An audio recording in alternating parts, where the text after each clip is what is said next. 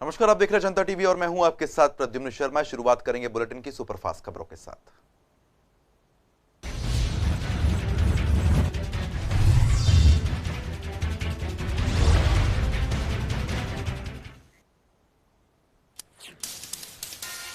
प्रधानमंत्री नरेंद्र मोदी ने BRICS online शिखर सम्मेलन में लिया हिस्सा। चीन की तरफ इशारा करते हुए प्रधानमंत्री ने कहा, सदस्य देशों को एक दूसरे की सुरक्षा चिंताओं को समझना चाहिए। आतंकवाद के मुद्दे पर प्रधानमंत्री का बयान, इस संवेदनशील मुद्दे का राजनीतिकरण नहीं किया जाना चाहिए। ब्राजील, रूस, भारत, चीन, दक्षिण अफ्रीका के साथ शिखर सम्मेलन में कई सुझावों और टिप्पणियों पर हुई चर्चा। आज देर रात G7 शिखर सम्मेलन के लिए जर्मनी के दौरे पर जाएंगे प्रधानमंत्री नरेंद्र मोदी। जर्मनी के चांसलर ओलाफ स्कोल्स के निमंत्रण पर जर्मनी रवाना हुए प्रधानमंत्री। लीडरशिप और लोकप्रियता के पैमाने पर विश्व में नंबर 1 देश के प्रधानमंत्री Narendra Modi. Social media platforms पर प्रधानमंत्री मोदी की बढ़ी है पॉपुलैरिटी। ट्विटर पर 8 करोड़ फॉलोअर्स के साथ बने दुनिया के वर्ल्ड लीडर। एनडीए की राष्ट्रपति उम्मीदवार द्रौपदी मुर्मू ने भरा है नामांकन पत्र। प्रधानमंत्री मोदी, अमित शाह और राजनाथ सिंह बतौर प्रस्तावक मौजूद रहे। विपक्ष के उम्मीदवार यशवंत सिन्हा ने प्रधानमंत्री नरेंद्र मोदी और रक्षा मंत्री राजनाथ सिंह को किया है फोन। यशवंत सिन्हा ने प्रधानमंत्री और रक्षा मंत्री से राष्ट्रपति चुनाव के लिए मांगा समर्थन। यशवंत सिन्हा ने झारखंड सीएम हेमंत सोरेन को भी किया है फोन। साथ झारखंड मुक्ति मोर्चा की प्रतिबद्धता की याद दिलाई। पूर्व केंद्रीय मंत्री सिन्हा ने अपने राजनीतिक गुरु और बीजेपी नेता लाल कृष्ण आडवाणी से भी किया है संपर्क। सोमवार को अपने शीर्ष नेताओं की उपस्थिति में नामांकन भरेंगे यशवंत सिन्हा। आज काशी दौरे पर है मुख्यमंत्री योगी आदित्यनाथ। जुलाई में प्रधानमंत्री के संसदीय क्षेत्र वाराणसी में संभावित आवागमन के लिए कार्यक्रम की तैयारियों की समीक्षा बैठक करेंगे सीएम योगी। मुख्यमंत्री योगी आदित्यनाथ विकास कार्यों की करेंगे समीक्षा। पूरी हुई परियोजनाओं का करेंगे स्थलीय निरीक्षण। वहीं काशी विश्वनाथ मंदिर में दर्शन पूजन भी करेंगे मुख्यमंत्री। शिवसेना में चल रही उथल पुथल के बीच उद्धव ठाकरे ने बुलाई राष्ट्रीय कार्यकारिणी की बैठक। शिवसेना भवन में दोपहर 1 बजे यह बैठक होनी है। मुख्यमंत्री उद्धव ठाकरे वर्चुअल रूप से इसमें शामिल होंगे। महाराष्ट्र के मुख्यमंत्री उद्धव ठाकरे ने देर रात नगर सेवकों से बातचीत करते हुए इस्तीफे की पेशकश की। कहा, अगर आपको लगता है कि मैं पार्टी नहीं चला सकता तो मुझे बताएं। महाराष्ट्र में जारी सियासी संकट के बीच सीएम उद्धव ठाकरे ने प्रशासनिक अधिकारियों को दिए निर्देश। कहा, विकास कार्यों पर नहीं पड़ेगा सियासी संकट का असर। पहले की गति से जारी रहेंगे सभी काम। सीएम उद्धव ठाकरे के बेटे और शिवसेना नेता आदित्य ठाकरे दक्षिण मुंबई में स्थित बिरला मातुश्री केंद्र में करेंगे रैली। आज शाम 6:30 बजे कार्यकर्ताओं को करेंगे संबोधित। शिवसेना के बागी नेता और मंत्री एकनाथ शिंदे ने सभी बागी विधायकों की बुलाई यह बैठक। गुवाहाटी के रेडिसन ब्लू होटल में दोपहर 2 बजे आगे की रणनीति पर होगी चर्चा। शिंदे खेमे का दावा, उनके पास 37 शिवसेना विधायकों का लिखित समर्थन। शिवसेना को चुनौती देने के लिए तैयार शिंदे गुट। शिंदे गुट का बड़ा दाव, महाराष्ट्र विधानसभा के उपाध्यक्ष को भेजा 37 विधायकों के हस्ताक्षर वाला पत्र। तमाम बागी विधायकों ने एकनाथ शिंदे को घोषित किया अपना नेता। बागी विधायकों के पत्र में दावा, गुवाहाटी में हुई विधायक दल की बैठक। भारत गोगावले को चुना गया चीफ व्हिप। शिंदे खेमे का यह दूसरा पत्र। पहले पत्र में 30 विधायकों के थे हस्ताक्षर। दल बदल कानून की कार्रवाई से बचने के लिए शिंदे गुट के पास है 2/3 विधायक। बागी विधायकों के खिलाफ शिवसेना का सख्त कदम। शिंदे गुट के 12 विधायकों के आयोग ठहरने के लिए डिप्टी स्पीकर को चिट्ठी लिखी गई। शिवसेना ने बिना वजह बताए बैठक में शामिल न होने पर की कार्रवाई की मांग। वहीं शिंदे ने पलटवार करते हुए कहा, हमें भी पता है नियम बैठक पर लागू नहीं होता भी। शिंदे ने इशारों में ही बीजेपी को बताया महाशक्ति। उद्धव से बोले, हमें डराए नहीं, महाशक्ति हमारे साथ है। गुजरात दंगे मामले में सुप्रीम कोर्ट ने एसआईटी की रिपोर्ट को माना है सही। वहीं जाकिया जाफरी की अपील पर सुनवाई के बाद याचिका की खारिज। सुप्रीम कोर्ट ने कहा, जाकिया की अर्जी में नहीं है मेरिट। दंगे के दौरान मारे गए थे जाकिया जाफरी के पति और कांग्रेसी सांसद एहसान जाफरी। केंद्रीय गृह मंत्री अमित शाह ने गुजरात दंगे को लेकर किए बड़े खुलासे। प्रधानमंत्री नरेंद्र मोदी को मिली एसआईटी की क्लीन चिट पर सुप्रीम कोर्ट के फैसले का जताया संतोष। कहा, सुप्रीम कोर्ट ने प्रधानमंत्री मोदी पर लगे सभी आरोपों को खारिज किया। गुजरात दंगे को लेकर गृह मंत्री अमित शाह का बयान। प्रधानमंत्री मोदी पर लगाए गए थे गलत आरोप। मोदी जी ने हमेशा कानून का साथ दिया। आरोप लगाने वाले माफी मांगे।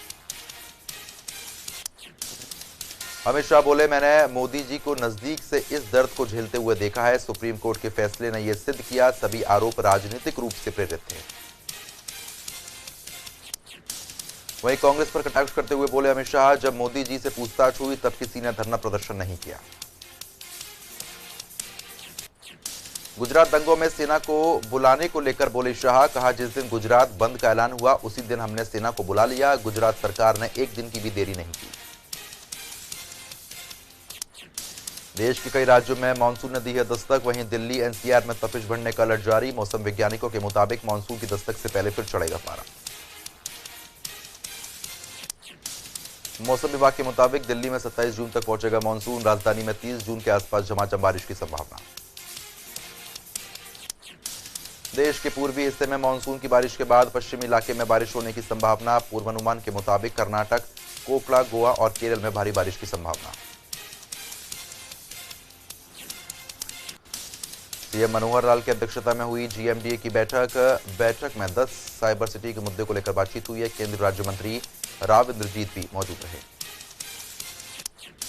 जीएमडीए की बैठक में लिए गए कई अहम फैसले। बैठक में कुल 40 मुद्दों पर चर्चा हुई है। 1800 करोड़ रुपए का बजट पास किया गया। जीएमडीए की बैठक पर एसपीआर रोड के सौंदर्यीकरण पर लगी है मोहर। नजफगढ़ ड्रेन पर भी किया जाएगा काम। 2 नई ड्रेन विकसित होंगे। सीएम की अध्यक्षता में हुई बैठक में लिया गया फैसला, सिविल अस्पताल की नई इमारत बनाई जाएगी। शीतला माता मेडिकल कॉलेज का निर्माण जल्द होगा। द्वारका एक्सप्रेस वे पर 30 किलोमीटर की सर्विस लाइन होगी। पटौदी तक लगेंगे 2700 सीसीटीवी कैमरे। सीएम मनोहर लाल ने किया ट्वीट, लिखा, आज ही के दिन लगा था देश में आपातकाल। लोकतांत्रिक संस्थाओं का गला घोटा गया था। लोकतंत्र के रक्षकों को नमन करते हुए सीएम मनोहर लाल ने लिखा, भारत इतिहास के काले अध्याय में 25 जून का दिन जनता और मीडिया की आवाज को भी दबाया गया था। वरिष्ठ प्रशासनिक अधिकारी की रेवेन्यू कोर्ट ने लगाई है जमकर फटकार। कार्यशाला में पहुंचे मुख्यमंत्री मनोहर लाल। मौके पर सभी लोग मौजूद रहे। सोनीपत पहुंचे बीजेपी के प्रदेश अध्यक्ष ओपी धनखड़ ने निकाय चुनाव में बीजेपी की जीत को लेकर किया है धन्यवाद। कांग्रेस पर कटाक्ष करते हुए कहा, चुनाव छोड़कर पहले ही भाग गई थी कांग्रेस। अग्निपथ योजना को लेकर ओपी धनखड़ ने गिनाए फायदे। कहा, जून हफ्ते के अंत में तीनों सेनाओं में भर्तियां जारी रहेंगी। केंद्रीय ऊर्जा मंत्री कृष्णपाल गुर्जर जिला विकास एवं कोऑर्डिनेशन मॉनिटरिंग कमेटी की बैठक में हुए हैं शामिल। केंद्रीय राज्य मंत्री का बयान, आने वाले समय में फरीदाबाद में नए क्षेत्र भी विकसित होंगे। बैठक में विकास कार्यों की समीक्षा करते हुए कृष्णपाल गुर्जर ने कहा, बिजली इंफ्रास्ट्रक्चर समेत सभी बुनियादी सुविधाओं को लेकर 2050 तक की कार्य योजना तैयार कराएं। केंद्रीय राज्य मंत्री ने शहर में लोगों को बेहतर बुनियादी सुविधाओं को बताया है प्राथमिक जरूरत। निर्माण कार्यों में कोताही बरतने वाले ठेकेदारों को ब्लैकलिस्ट करने की बात कही।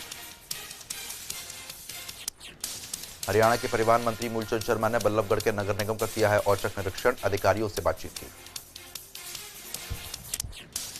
कई समस्याओं को लेकर हरियाणा के परिवहन मंत्री ने अधिकारियों को लगाई है लताड़। जल्द से जल्द समस्याओं के समाधान के निर्देश।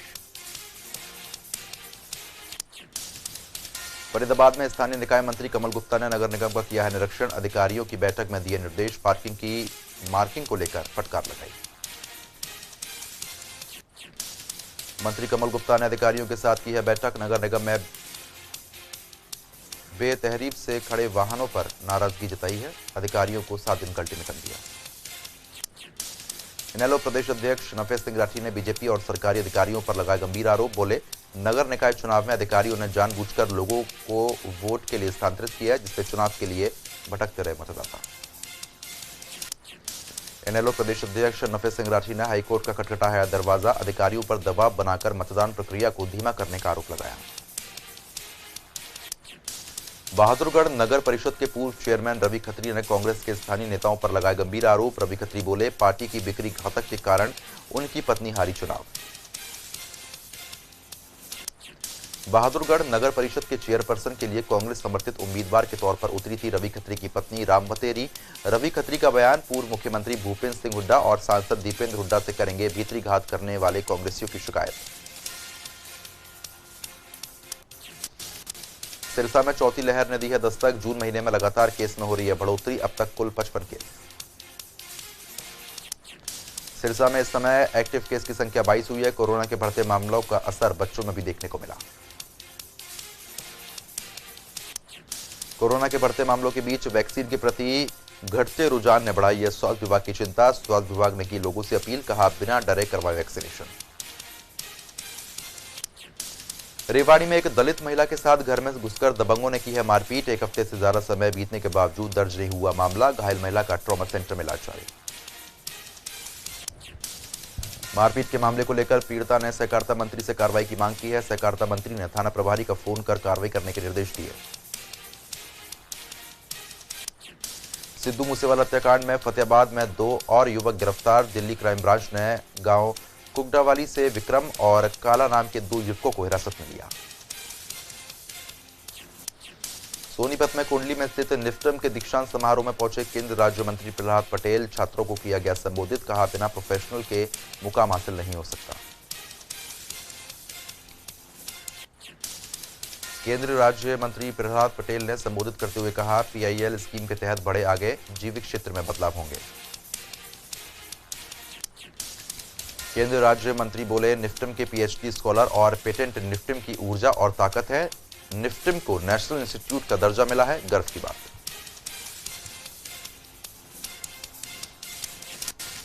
सोनीपत में अग्निपथ योजना के खिलाफ संयुक्त किसान मोर्चे का विरोध प्रदर्शन। छोटू राम धर्मशाला में किया प्रदर्शन।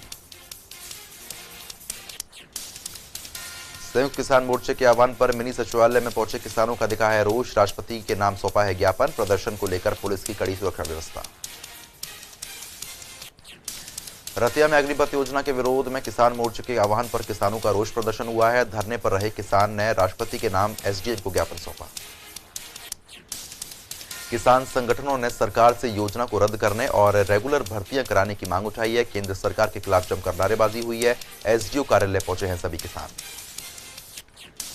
करनाल में संयुक्त किसान मोर्चे के आह्वान पर बीकेयू ने किया अग्निपथ का विरोध। जाट धर्मशाला में इकट्ठा होकर जानकारी दी है और साथ ही साथ सरकार के खिलाफ नारेबाजी की। किसानों ने अग्निपथ योजना बंद करने के लिए राष्ट्रपति के नाम ज्ञापन सौंपा है। वहीं चेतावनी देते हुए कहा, योजना बंद न होने पर किसान आंदोलन की तर्ज पर आंदोलन होगा।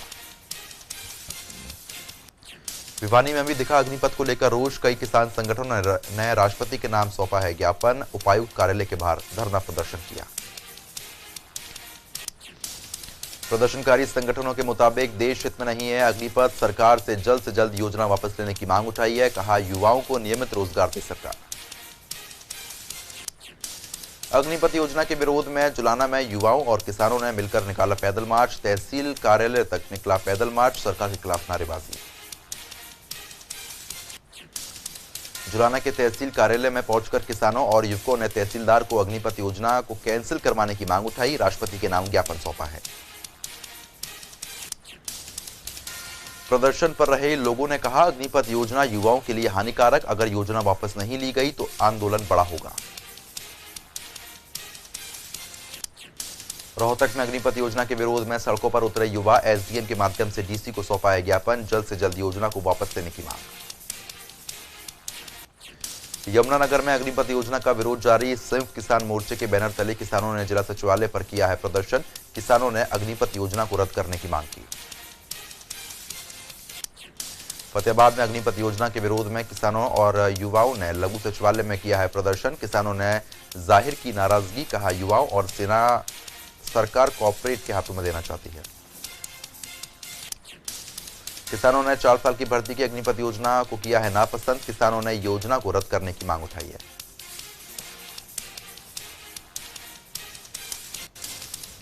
जानकारी करनाल से है। नौकरी लगवाने के नाम पर फर्जी ज्वाइनिंग लेटर देकर धोखाधड़ी करने वाले 5 आरोपी गिरफ्तार। सीआईए की टीम ने यह बड़ी कार्रवाई की है। बहादुरगढ़ में मामूली कहासुनी के चलते एक व्यक्ति ने ड्राइवर पर किया है जानलेवा हमला। आरोपी व्यक्ति ने ड्राइवर की गर्दन पर किए कई वार। जानलेवा हमला करने के बाद आरोपी अपने साथी के साथ फरार हो गया है। पुलिस ने जख्मी ड्राइवर को अस्पताल में भर्ती कराया। मामले की जांच शुरू की। नूंह में पुलिस ने नशे के खिलाफ चलाया है अभियान। पुलिस विभाग के अधिकारी गांव-गांव जाकर लोगों को कर रहे जागरूक। नशे से आजादी पखवाड़े के तहत पुलिस लाइन में पुलिस कर्मियों ने योग कर नशे से दूर रहकर स्वस्थ रहने के दिए हैं संदेश। एंटी नारकोटिक सेल के इंचार्ज इंस्पेक्टर राकेश राणा ने दी है योग के फायदे के बारे में जानकारी।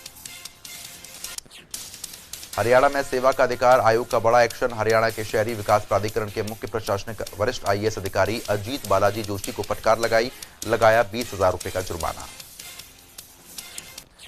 फरीदाबाद की एक महिला की कन्वेंस डेड एप्लीकेशन को लेकर महीनों तक लटकाए जाने पर सेवा अधिकार आयोग ने की है कार्रवाई। 5 दिन में दी जाने वाली सर्विस को एचएसपीपी ने कई महीनों तक लटकाया। सरौरा में एक 65 साल की महिला के तालाब में डूबने से मौत हुई है। मंदिर में बने तालाब में मछलियों को खाना डालते समय पैर फिसला था। इसी दौरान हादसा हुआ।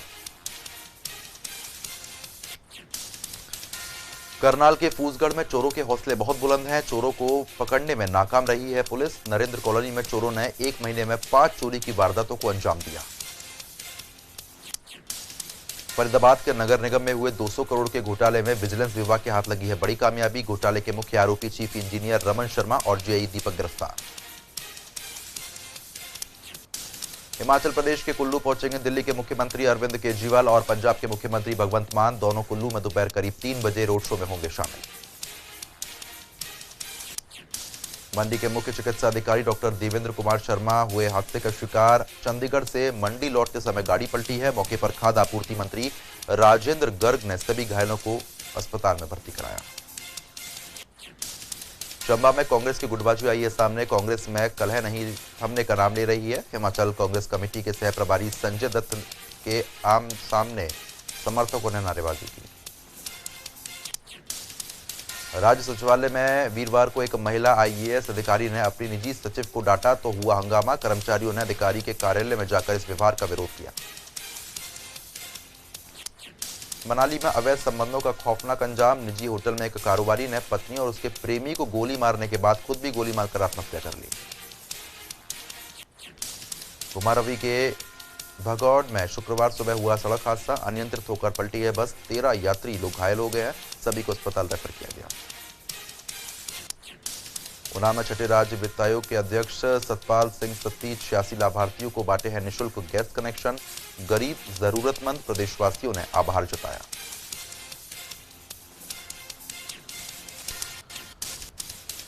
तो चलिए बात करेंगे कोरोना की। दुनिया में अब तक करीब 54 करोड़ से ज्यादा कोरोना के केस सामने आ चुके हैं। 52 करोड़ से ज्यादा मरीज रिकवर हो गए। मौत का आंकड़ा 63 लाख के पार।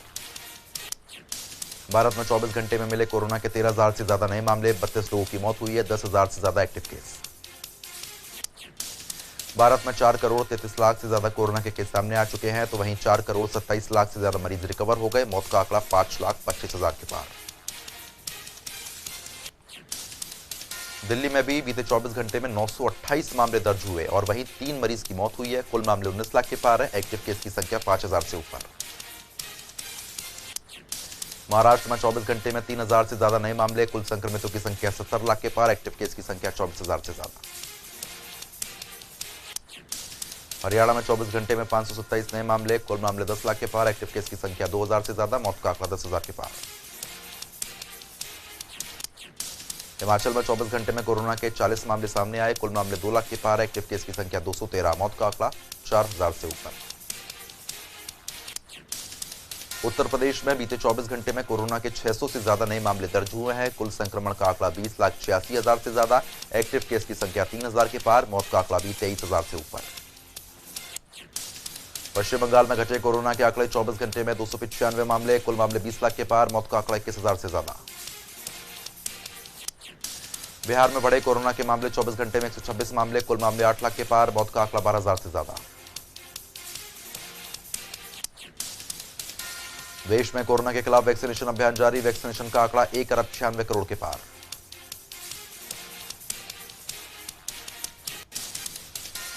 कर्ज चुकाने के लिए पाकिस्तान का नया पैंतरा। गिलगित बल्तिस्तान को चीन के हवाले कर सकता है पाकिस्तान। गंभीर स्तर पर पहुंच सकता है भारत के साथ तनाव।